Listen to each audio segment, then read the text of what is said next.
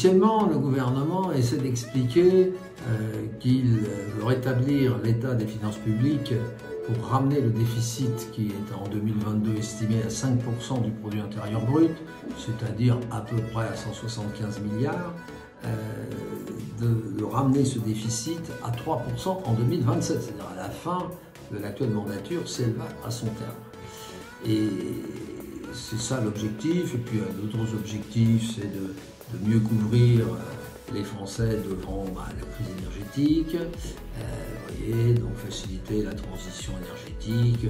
Bon, c'est ça les principaux objectifs affichés par le gouvernement. Mais ces objectifs sont tout à fait louables en tant que tels, mais le budget ne traduit absolument pas cela, puisque le déficit 2023 est présenté par le gouvernement au même niveau qu'en 2022.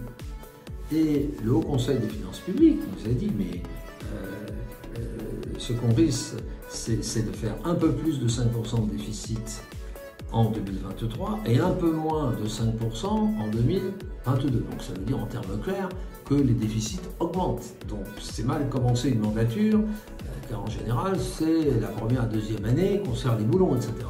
Car la grande constatation qu'on peut faire, c'est qu'il n'y a pratiquement aucune économie. Il n'y a que des dépenses nouvelles. Tout est prioritaire, on augmente tout le monde partout.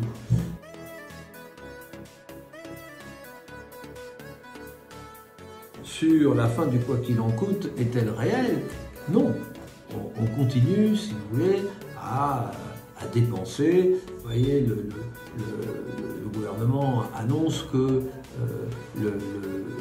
les dépenses publiques vont avoir une baisse en volume.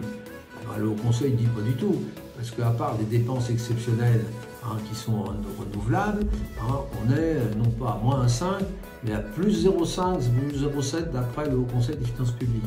Et donc il y a beaucoup d'apparence, mais ce n'est pas une bonne gestion des finances publiques.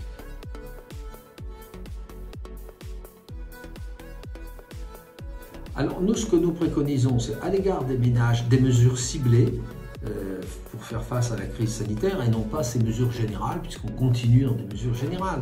Les couches les plus aisées sont parfaitement capables de faire face à une forte augmentation du prix de l'énergie, puisque dans le budget des ménages, la part de l'énergie est décroissante avec le revenu. Donc nous disons qu'on concentre les aides sur les publics en difficulté. Car l'ensemble des aides en matière énergétique, dans le budget 2023, c'est 45 milliards. C'est vertigineux. Vous voyez, le budget de fonctionnement de l'État, c'est 500 milliards. Vous voyez, donc c'est 9% du budget de l'État. Donc nous disons, on n'a pas besoin de ces 45 milliards. Concentrons les aides sur les familles modestes. On a un autre débat sur le foncier bâti. Si on ne fait rien, l'assiette du foncier bâti va augmenter de 7,1% aux dernières nouvelles. C'est inacceptable. Donc nous avons déposé un amendement à 3,5% de réévaluation des bases du foncier bâti, tout simplement parce que dans la loi de finances rectificative, on a plafonné les loyers, la hausse des loyers à 3,5% en 2023, qui est assez cohérent et avec une action particulière sur les dom-toms à 2,5%. Sur les collectivités locales, là on a vraiment un très grand débat, puisque le gouvernement veut supprimer la CSVE. La CSVE, c'est 8 milliards pour faire ça.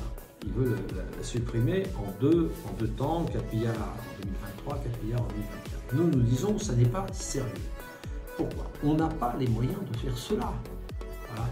Nous ne disons pas que c'est en tant que tel une mauvaise décision, mais elle est financée à crédit, si vous voulez, donc c'est pas possible. Et si nous ne réussissons pas à supprimer cet article, eh bien, nous nous battrons pour maintenir ce qu'on appelle la territorialisation de la compensation, de façon à ce qu'on maintienne un lien entre les entreprises et les élus locaux. Et puis, on a d'autres mesures concernant les départements et les communes intercommunalités, puisque vous savez que c'est à notre initiative qu'on avait réussi dans la finance rectificative à faire 2 dispositifs, un pour les départements et un pour les communes intercommunalités. Et donc là-dessus, nous allons de nouveau déposer des amendements pour essayer d'aider les collectivités locales à faire face à la très forte hausse de l'énergie.